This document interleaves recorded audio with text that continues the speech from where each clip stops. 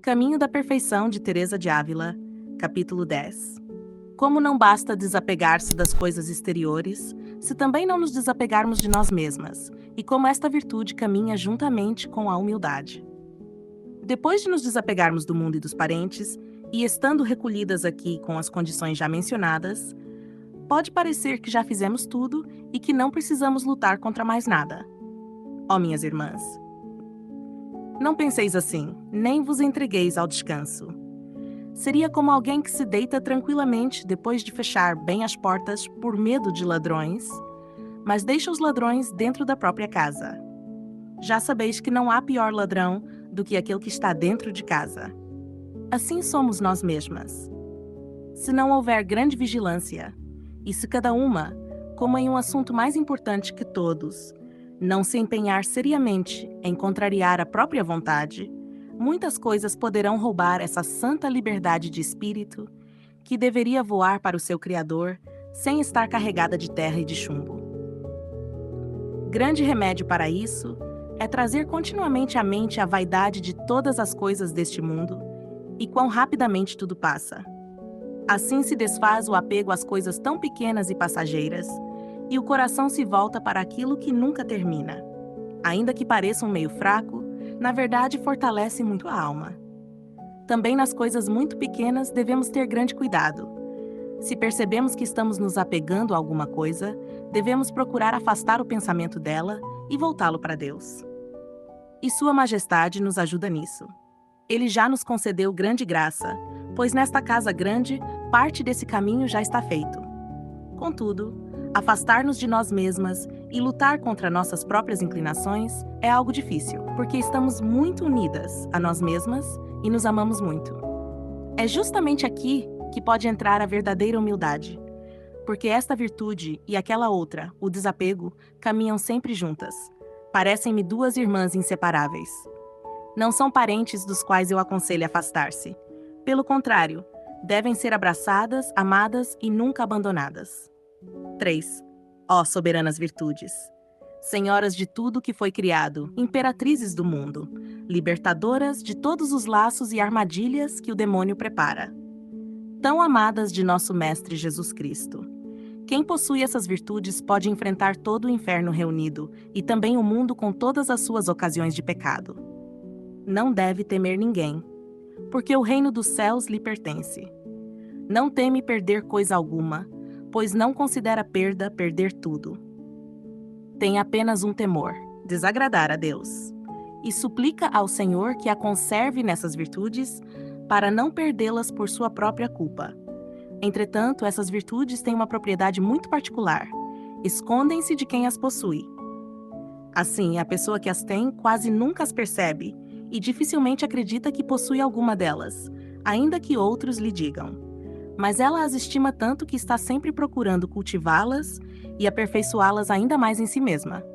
Contudo, aqueles que convivem com essas pessoas logo percebem essas virtudes, mesmo sem que elas o desejem. 4. Mas que loucura seria eu tentar elogiar a humildade e a mortificação. Elas já foram exaltadas pelo próprio Rei da Glória e confirmadas por tantos sofrimentos que ele suportou. Pois bem, minhas filhas, aqui está o verdadeiro trabalho: sair da terra do Egito. Quando encontrardes essas virtudes, encontrareis também o maná. Então todas as coisas vos parecerão boas. Mesmo aquilo que ao gosto do mundo parece amargo, para vós se tornará doce. Agora, pois a primeira coisa que devemos procurar é tirar de nós o amor excessivo a este corpo. Pois algumas de nós somos tão inclinadas ao conforto natural que há muito trabalho a fazer neste ponto.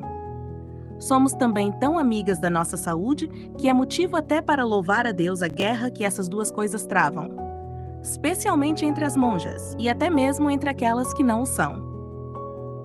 Mas algumas religiosas parecem não ter vindo ao mosteiro para outra coisa senão para procurar não morrer. Cada uma procura isso como pode. Aqui, na verdade, pouco espaço há para isso por causa do trabalho da vida religiosa. Contudo, eu desejaria que nem sequer existisse tal desejo. Determinai-vos, irmãs, Viestes para morrer por Cristo e não para buscar conforto por Cristo. O demônio sugere que é necessário cuidar tanto da saúde para poder observar e conservar a regra. E assim, querendo conservar a regra por meio de tantos cuidados com a saúde, acontece que se passa um mês, talvez até um dia, sem cumpri-la plenamente. Então eu me pergunto, para que viemos aqui? Não temais que nos falte prudência neste assunto. Isso raramente acontece. Logo aparecem confessores preocupados, temendo que nos matemos com penitências. Mas esta falta de prudência é tão pouco comum entre nós que, se realmente cumpríssemos tudo o que nos é prescrito, já seria muito. 5. Aquelas que fazem o contrário do que estou dizendo, sei que pouco lhes importará o que digo, nem a mim o que digam de mim. Julgo por mim mesma que falam com razão, e acredito nisso com certeza. Tenho para mim que às vezes o Senhor quer que sejamos mais doentes. Pelo menos comigo. Ele usou de grande misericórdia, permitindo que eu fosse assim. Pois, como de qualquer modo eu acabaria buscando conforto, ele quis que ao menos houvesse uma razão para isso. É curioso observar algumas pessoas que vivem atormentando a si mesmas. Às vezes lhes vem um entusiasmo repentino de fazer penitências sem ordem nem discernimento. Essas penitências duram 2 dias, por assim dizer. Depois o demônio lhes põe na imaginação que aquilo lhes fez mal e que nunca mais devem fazer penitência alguma. Nem sequer aquela que a regra manda. Porque já experimentaram e viram que não conseguem. E, no entanto, deixamos de cumprir coisas muito simples da regra, como guardar o silêncio, que certamente não nos faria mal. Também não imaginamos que nos possa dar dor de cabeça quando deixamos de ir ao coro para o ofício, algo que certamente não nos mataria. Um dia deixamos de ir porque realmente sentimos dor. Outro dia deixamos de ir sem dor alguma. E outros 3 dias evitamos ir para que a dor não venha. Enquanto isso, inventamos penitências por nossa própria conta, de tal modo que depois não conseguimos cumprir nem uma coisa nem outra. E às vezes o mal é pequeno, mas pensamos que não estamos obrigadas a fazer nada. Achamos que basta pedir licença e tudo está resolvido. 6. Talvez pergunteis, por que então a priora concede licença? Se ela conhecesse o interior da alma, talvez não o fizesse.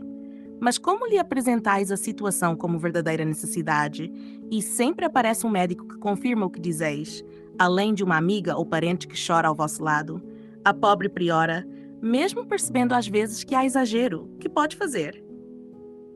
Ela fica com escrúpulo de faltar à caridade. Prefere que falteis vós do que ela mesma faltar. E não lhe parece justo julgar-vos mal. Ó Deus, como há queixas entre as monjas, que o Senhor me perdoe, mas temo que isso já tenha se tornado costume.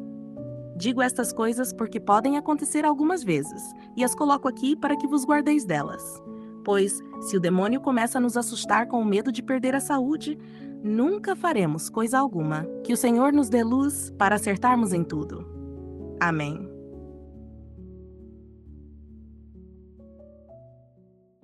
Queridos ouvintes, chegamos ao fim deste audiolivro e quero expressar minha profunda gratidão a todos que permaneceram conosco até aqui. Sua dedicação em acompanhar essa obra é um verdadeiro sinal de busca pela sabedoria e pelo crescimento espiritual. Que o conteúdo ouvido possa nutrir sua alma e fortalecer sua fé. Aproveito para convidá-los a explorar as playlists do canal Caminho Católico, onde vocês encontrarão outros tesouros espirituais.